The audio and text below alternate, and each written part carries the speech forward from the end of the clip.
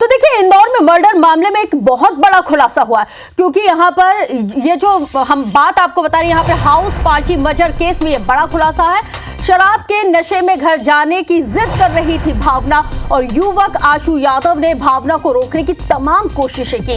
रोकने के दौरान ही आशु ने भावना को गोली मार दी। तकरीबन ये 3:30 बजे का ये घटनाक्रम बताया जाता है। युवकों के घर में ये पूरा विवाद हुआ था। आशु यादव दतिया का रहने वाला बताया जाता है। भावना और आशु काफी अच्छे दोस्त बताए जाते हैं। आशु के रूम पर भावना का अक्सर आना जाना हुआ करता था। पुलिस ने तीनों युवकों को हिरासत में ले लिया है, तो वहीं 2 फरार बताए जाते हैं। और चलिए अब हम आपको ये भी बताते हैं कि आखिर क्या पूरा मामला है। तो हम आपको लगातार बता रहे हैं कि कुछ युवक कार से घायल युवती को बॉम्बे हॉस्पिटल लेकर पहुंचे हुए थे, और यहां पर भर्ती करवाने के बाद वो मौके से फरार हो गए। युवती भावना ग्वालियर की रहने वाली है। उसके पिता कारोबारी बताए जाते हैं, और इसका ही अब सीसीटीवी फुटेज इस वक्त सामने आया है। इस दौरान युवकों के घर की चाबी अस्पताल में ही छूट गई, जिस पर घर का पता लिखा हुआ था। पुलिस ने इसी आधार पर तफ्तीश करते हुए इन युवकों के घर पहुंची।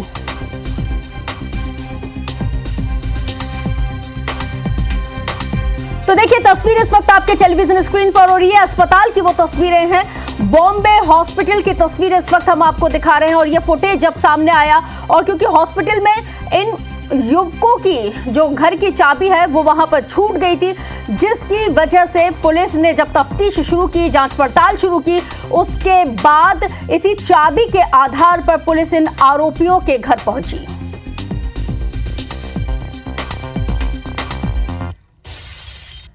हाँ, तो फोन आया सर से यहाँ पे कि ऐसी से हादसा हो गया है कि कुछ अब उन्होंने पूरा बताया ही नहीं मेरे को क्या हादसा हुआ है। तो फिर बाद यहाँ पे आके मालूम चला कि कुछ इस तरह की घटना हो गई है। तो फिर मैंने आके उन्होंने बोला कि जो आपके पास में डॉक्यूमेंट सारे मैंने प्रोवाइड करवाए। सुबह आके ब्रोकर का नाम भी दिया मैंने, जिस ब्रोकर ने करवाया। मैंने आशु यादव को दी थी, करीब 1 से 1.5 महीने पहले गाड़ी दी थी। तो रेंट के तौर पर दी थी मैंने। कुछ नहीं, मुझे पुलिस वालों का पास मैं सो रहा था, तो मुझे आए बोले कि गाड़ी किसकी, तो मतलब मेरी। बोले गाड़ी किसको दी थी, तो जो भी बयान था मैंने उनको सर को दे दिया कि ये गाड़ी मैंने इसी आदमी को दी थी। सूचना प्राप्त हुई थी कि ये एक युवती है जिसको गोली लगी है, उसे इलाज के लिए बॉम्बे हॉस्पिटल लेके आया गया है।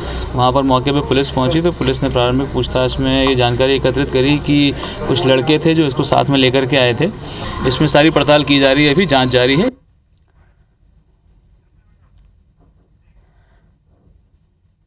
तो इंदौर में युवती की मौत के मामले में ज्यादा जानकारी के साथ इस वक्त हमारे साथ संवाददाता जुड़ गए हैं, जो हमें बताएंगे। इंदौर से हमारे साथ रवि हेमराज सिसोदिया जुड़े हुए हैं, तो ग्वालियर से हमारे साथ नासिर गौरी जुड़े हुए हैं। रवि, सबसे पहले मैं आपका रुख कर रही हूँ कि लगातार जो इंदौर है, इंदौर में क्राइम का ग्राफ लगातार बढ़ता जा रहा है। आए दिन हमें हत्याओं की खबर मिलती है, किडनैपिंग की खबर मिलती है, तमाम तरह की चीजें हैं। क्या कर रहा है प्रशासन? निरंकुश होकर बैठा हुआ है क्या?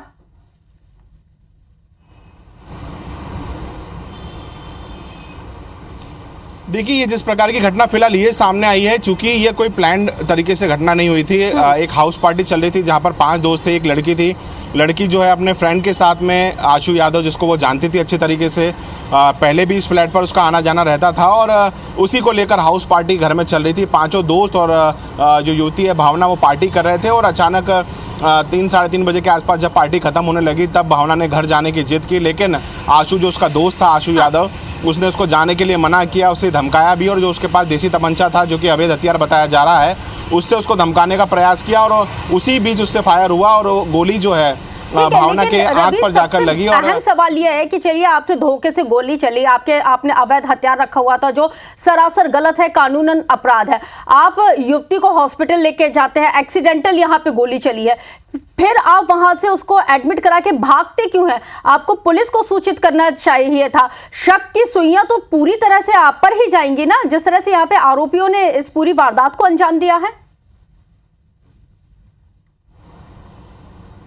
बिल्कुल, देखिए, IBC 24 अपने किसी भी बात में ये नहीं कह रहा है कि एक्सीडेंटल है या गलती से गोली चली है, क्योंकि कमरे के अंदर क्या विवाद हुआ है। जब 3 युवकों को हिरासत में लिया गया है, 2 और युवक जब पकड़ में आएंगे तब पूरा घटनाक्रम समझ में आएगा, क्योंकि विवाद की स्थिति तो बनी है और उसके बाद ही गोली चली है। फिलहाल ये बिल्कुल ज़रूरी बात आपने कही है कि मौके पर वो पहुंचे, डॉक्टर्स को जो पेशेंट है उसके हवाले किया, और बाहर आकर उन्होंने ये कहा कि पेरेंट को सूचना दे रहे हैं, और वहाँ से मौके से भाग गए, जो कि सरासर कानूनी अपराध भी बनता है। हालांकि 3 लोगों को इसमें गिरफ्त में लिया है, दो और जो मुख्य आरोपी जिसमें आशु उसका जो दोस्त है वो फिलहाल और उसके साथ में उसका और अन्य साथी फरार है। इसमें एक बात और इंटरेस्टिंग है कि घर तो किराए पे लिया ही था, लेकिन जो गाड़ी है जिस गाड़ी से इन लोगों ने भागने का प्रयास किया वो भी इन्होंने किराए पर लेकर रखी थी। अब इस आपके पूरे पास मामले नासिर में से भी जान लेते हैं कि इस पूरे घटनाक्रम में और क्या कुछ अपडेट उनके पास है। नासिर,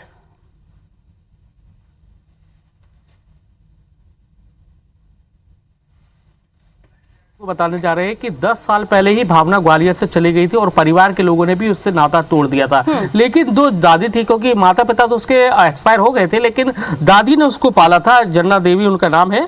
उनके मुताबिक उनका 10 साल पहले से ही उनका सब क्या रहा। आपकी कब बात होती थी भावना से? लेकिन अब जब आपको खबर पता चली कि वो दोस्तों के साथ पार्टी कर रही थी, उसी दौरान उसकी आंख में गोली लग जाती है, अब डेथ हो जाती है, कितना ये सब कुछ नहीं पता मुझे।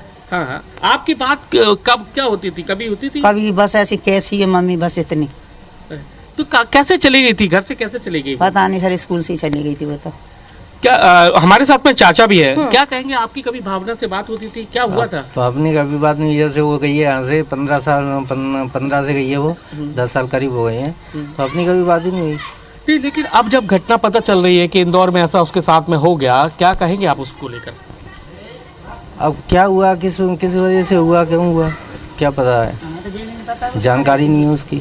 देखिए, ये परिवार के लोग हैं, इनको अभी तक ये पता नहीं है कि भावना की हत्या हो गई है, क्योंकि 10 साल पहले तक फर्स्ट टाइम फेसी अगर हम बात करते हैं तो इन लोगों को कैसे ये जानकारी पता चली है? क्या वाकई में न्यूज चैनल के माध्यम से पता चली, या फिर इंदौर पुलिस ने इनको संपर्क किया था जिसके बाद ये सारी जानकारी इनको मिल पाई? केवल IBC 24 इनके घर पे पहुंचा। IBC 24 ने इनका पता करके घर पे पहुंचा है, तब बता रही है दादी।